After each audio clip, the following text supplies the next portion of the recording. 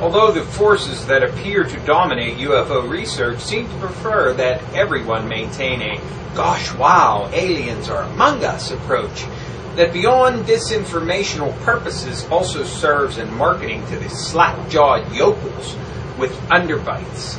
There seem to be certain forces afoot today other than just gray aliens.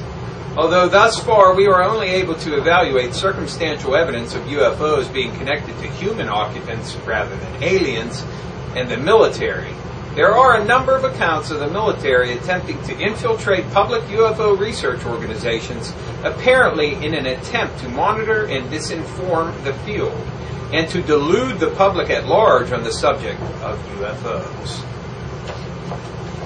That's from Saucers of the Illuminati by Jim Keith. This is an Adventures Unlimited press book. Hello and welcome to another edition of the Stench of Truth. It seems that Leon Panetta and the head of the FBI, along with the, I guess, what would you call him, the terror czar? There are so many other fucking czars in this administration. What's one more, right? All are coming out with the assertion that a terrorist attack on the United States by Al-Qaeda is likely. And the terror specialist himself says that it is almost certain. Now, this is contingency planning, my friends. Contingency planning. Should the steamroller of change in this country fail to perform up to expectation, should Obama collapse utterly before his agenda is fulfilled, should things go awry on the global plan, then this is a contingency. Now, learning from 9/11, they're going to announce that this is going to happen prior to it happening. Even though, let's just leave 9/11 aside for a moment as far as trying to explain all of the things involved in that conspiracy. And let's just say, in relation to this, what we know. And that is that from what has been released to the public, which is certainly not the full picture, we know that they were talking about this type of thing well before it happened. Okay, and specifically, we're talking about in early 2001. Now, the relationship to this is that they learned that they got a lot of heat when they did not say that they were expecting something like this. Now, I'm just taking it from the position that 9/11 happened, not going into the conspiracies behind them letting it happen, them causing it to happen, etc. Okay, we're just looking at it from that perspective. So now they're going to say an attack is likely. Well, if it doesn't happen, no big deal. Nothing's lost. But if something does happen, then they can say, well, we told you so. So they're going to avoid that particular level of criticism that they got following 9/11. Okay? So, but what is really, really frightening about this, my friends, is that they're talking about the terrorists being so-called clean terrorists, okay? Not only is Al-Qaeda a sham, not only is Bin Laden dead, or holed up somewhere where we know exactly where he is, crippled and practically dying, totally useless, can't run a terrorist organization because he is not capable physically of doing so, because he is either incapacitated or dead. I vote for dead. I think he's been dead for years, okay? But he serves as a good bugaboo. And as far as all the tapes and everything else goes, come on. Any good Hollywood director can come up with something like that. Give me a break. So,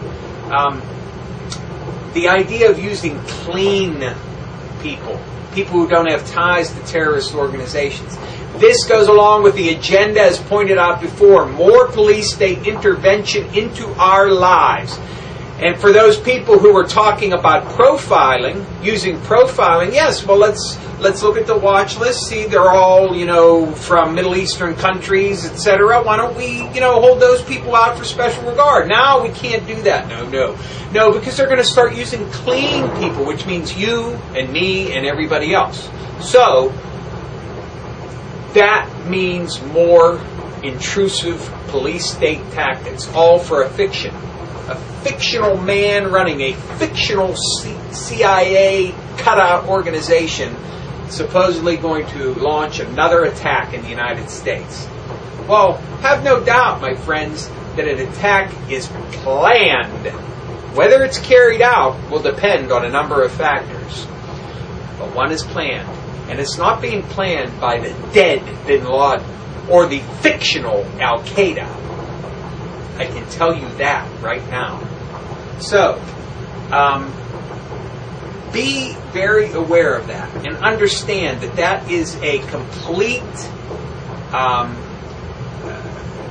justification and explanation for exactly what I said about intrusive police state tactics into our lives being necessary, rather than holding people accountable, rather than doing what is needed to be done.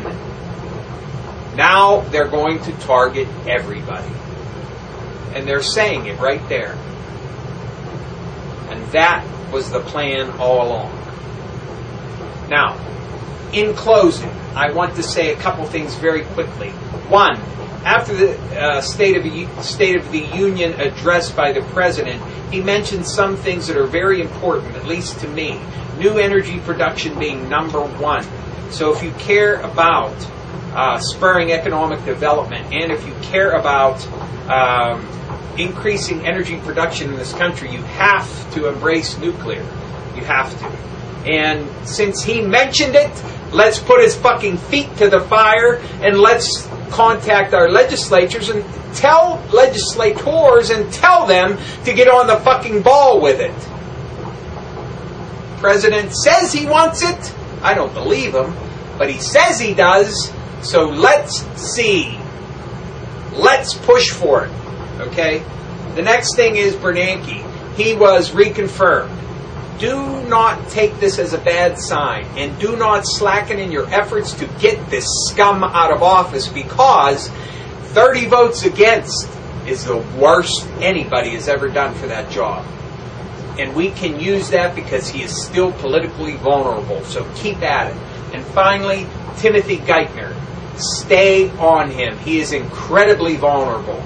And I think you may have seen, and I hope, for the sake of anybody's fucking intelligence, that Obama's going out of his way to embrace him prior to the State of the Union address was a Judas kiss, preparing to dump his ass. But if Obama is so stupid and so in the pocket of Goldman Sachs and Wall Street, and he decides to keep him, all the more reason why we need to keep hammering to get him out of there. So, take heart, my friends. 30 votes against Bernanke is an excellent result. And it's something to work with. And remember, you were the target all along, not Islamic extremists. So when they put a camera in your front door to watch you all the time, you'll know why.